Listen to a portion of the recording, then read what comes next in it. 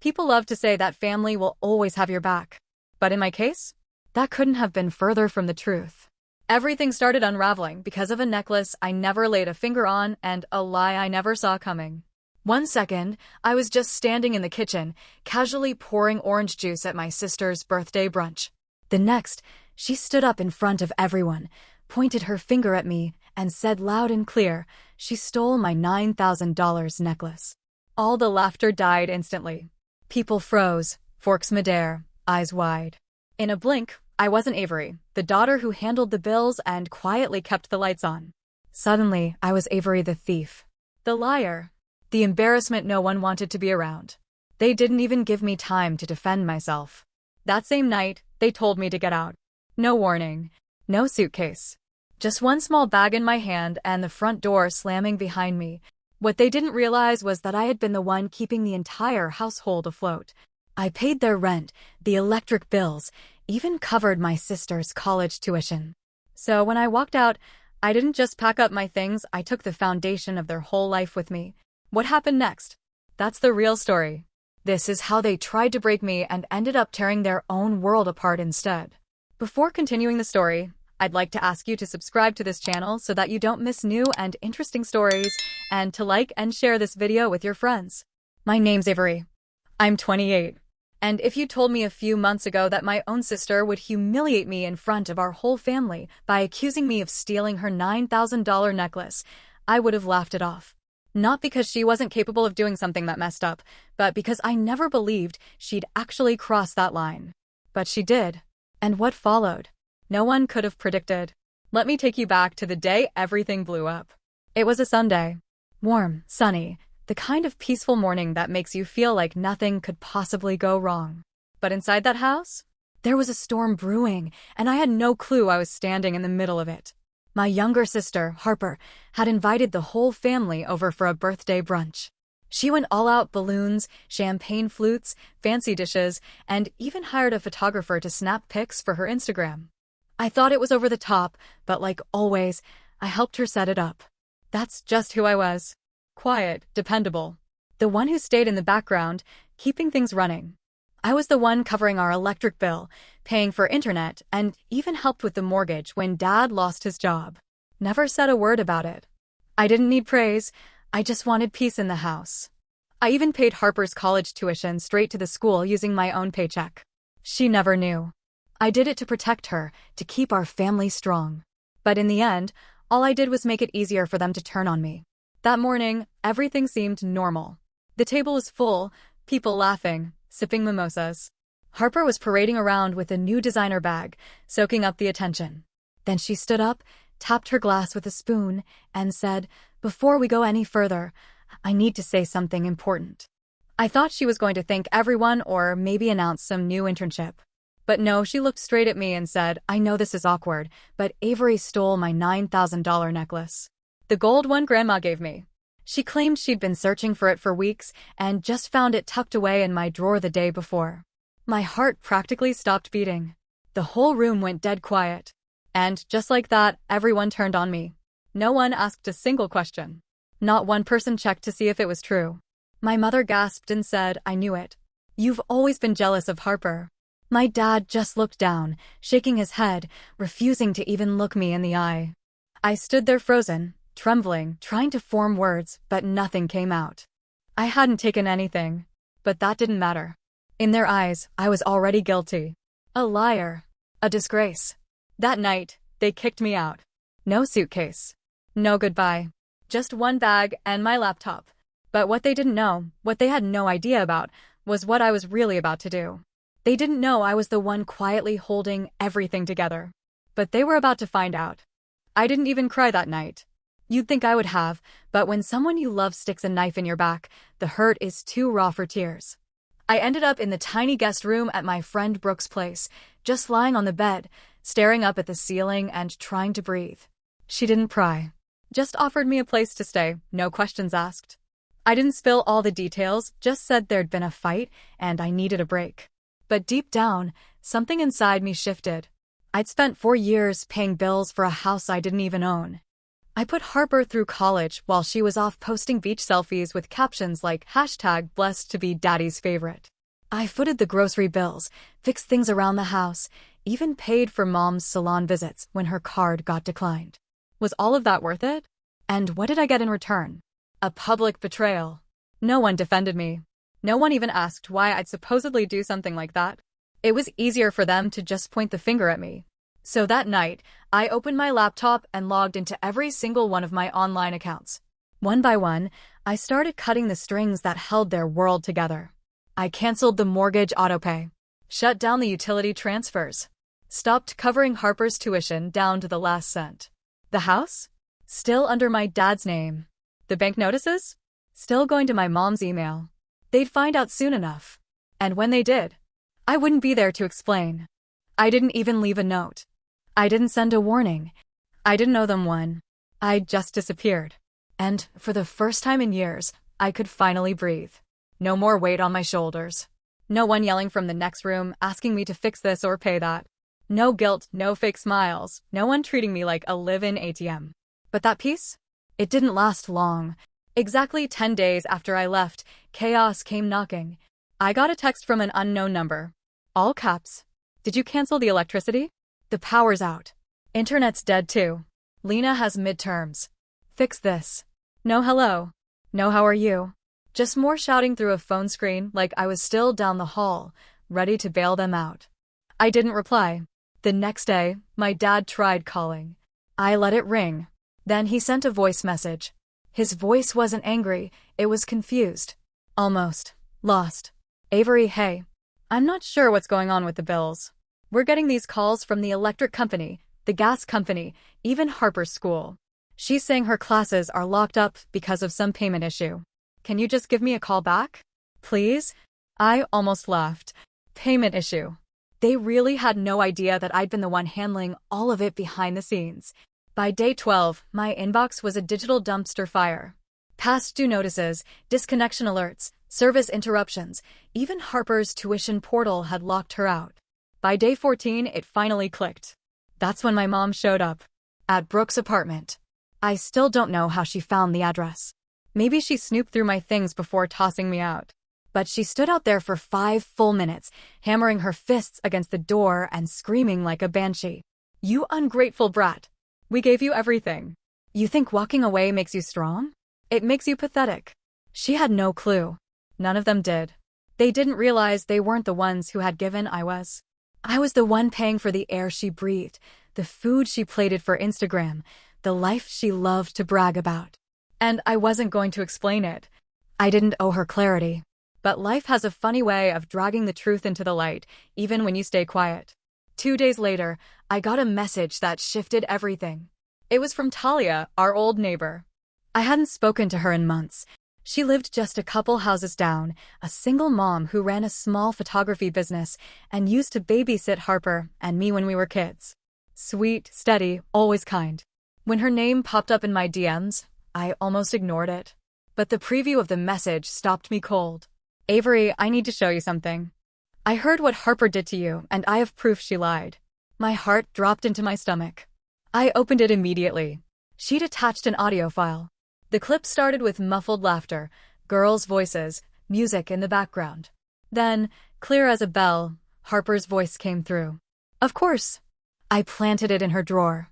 I needed people to see her for what she is. Mom always says Avery acts so perfect. Let's see how perfect she looks when she's kicked out. I froze. Ears ringing. Blood cold. She admitted it. Just said it, casually, like she was talking about what dress to wear. She planted the necklace. Lied. Framed me.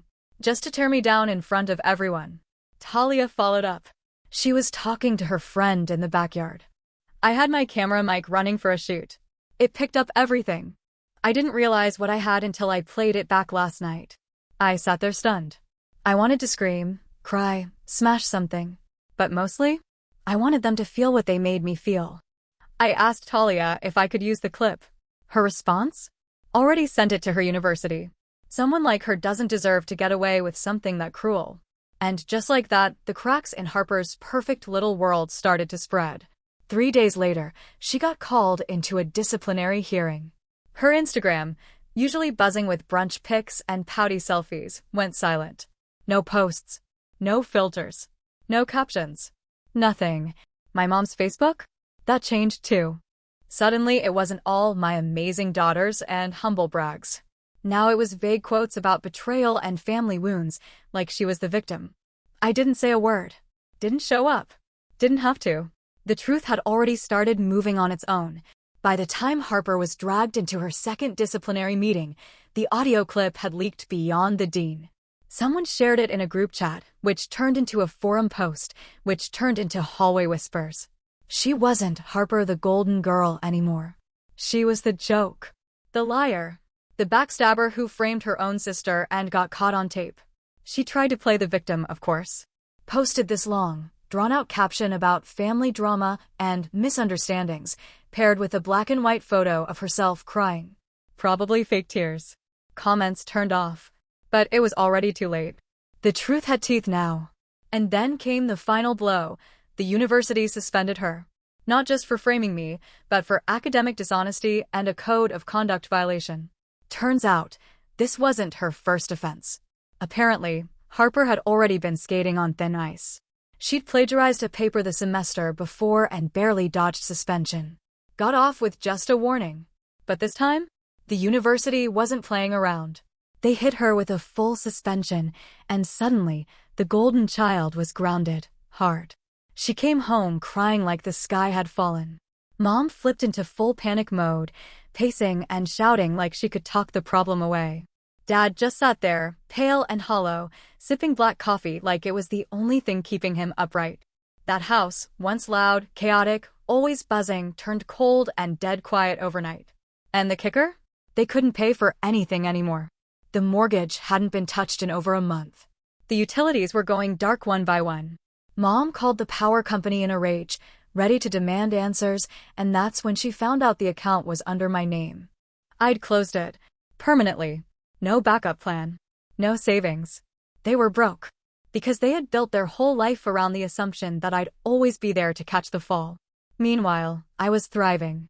Mr. Grayson, my boss, had noticed how steady I'd been through all the chaos. Dependable. Calm. Focused. A rock even when my world was spinning. He pulled me aside one day and offered me a promotion and a fresh start in a brand new city. You deserve this, he told me. A clean slate. So I took it. I packed my bags and moved into a sunny apartment on the 12th floor of a high-rise downtown. The place was warm and bright. Quiet. Nobody yelling. Nobody guilt-tripping. No silent treatments. Just me, finally living. Finally breathing. And for once, I didn't feel guilty. Not even a little. 2 weeks after I got settled in, I got a call from someone I hadn't heard from in years. Erin, my mom's older sister. The family outcast. She'd disappeared after some big blowout fight with my parents when I was a kid. Back then, they told me she was unstable. Bitter. Jealous of our family's success. Turns out, that was just another lie. Hey, sweetie, she said, warm and casual, like we'd just spoken yesterday. I saw your name pop up in that college forum story. I've been following, quietly. And I think it's time you knew something. I blinked, confused. Knew what? She took a breath. Your grandmother, your dad's mom, left you a trust fund in her will. It was meant just for you. I sat up straight. What? No, that no one ever told me. They didn't want you to know. After she died, they convinced the lawyer not to notify you.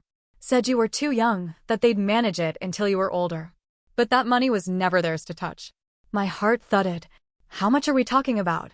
Just over 85 grand. It was meant to help you get started, college, a business, whatever you needed. I couldn't speak. I was floored.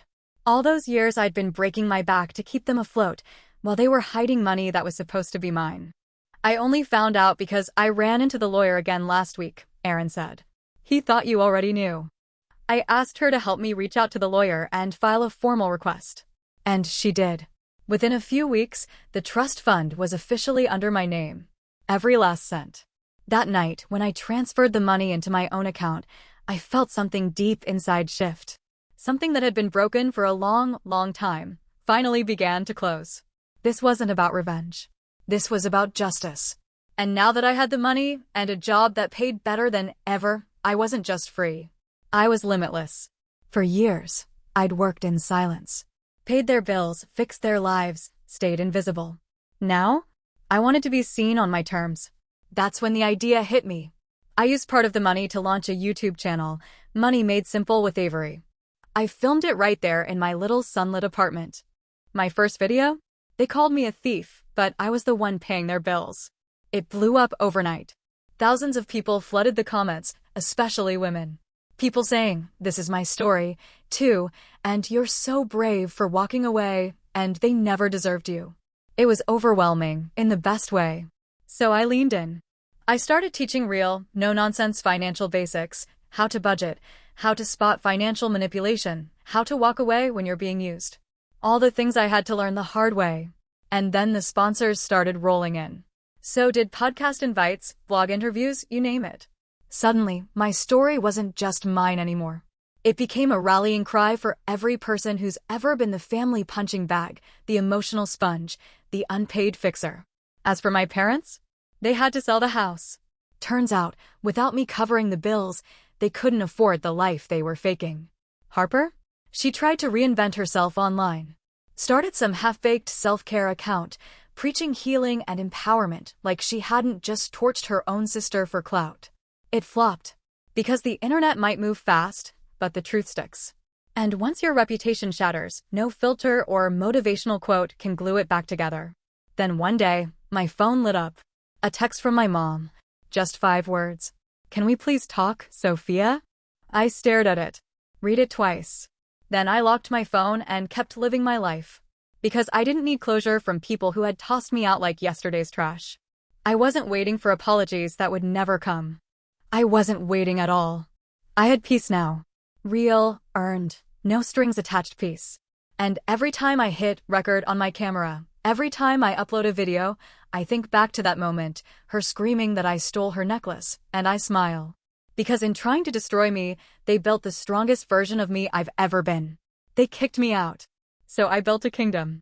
And this time, no one gets to take it from me. It's been almost a year now. A full year since I walked out of the only home I ever knew with nothing but a backpack, a cracked phone, and a heart full of bruises. A year since they called me a liar, a thief, a burden. Funny how life works. Back then, I thought I'd lost everything, but I was actually being set free. Now I wake up in a place that's clean and quiet. My apartment overlooks the city's skyline. I drink my coffee by the window, answer emails from sponsors and collaborators, people who see me, who respect me. I've gained over 600,000 subscribers on YouTube, spoken at conferences, been featured on podcasts. I've helped thousands, especially women, cut toxic financial ties and start over. And sometimes, through whispers in the extended family grapevine, I hear things. That my parents watch my videos. That Harper does too. Apparently, they're shocked at the woman I've become. But here's the truth. I didn't become this woman. I've been her all along. They just never looked close enough to see her. And now? Now they can watch me from afar. They can sit in the same silence they once sentenced me to. They can feel the absence of the person who paid the bills, stocked the fridge, and protected their reputation like it was my own. I don't hate them. I don't even wish them pain. But I do hope they understand this. When you bury someone in lies, they don't disappear. Sometimes, they bloom. And that's what I did. I turned their betrayal into my breakthrough. They tried to break me with lies. But I walked away, and I built a life. They don't get to be part of it. They only get to watch. So, if you've ever been blamed for something you didn't do, if you've ever been used by the very people who were supposed to protect you, just know this. Walking away doesn't mean you're weak. Sometimes, it's the strongest thing you'll ever do. Thanks for listening to my story. If it hit you somewhere deep, if it felt like your story too, go ahead and like, share, and don't forget to subscribe. Because the next chapter? It's even wilder.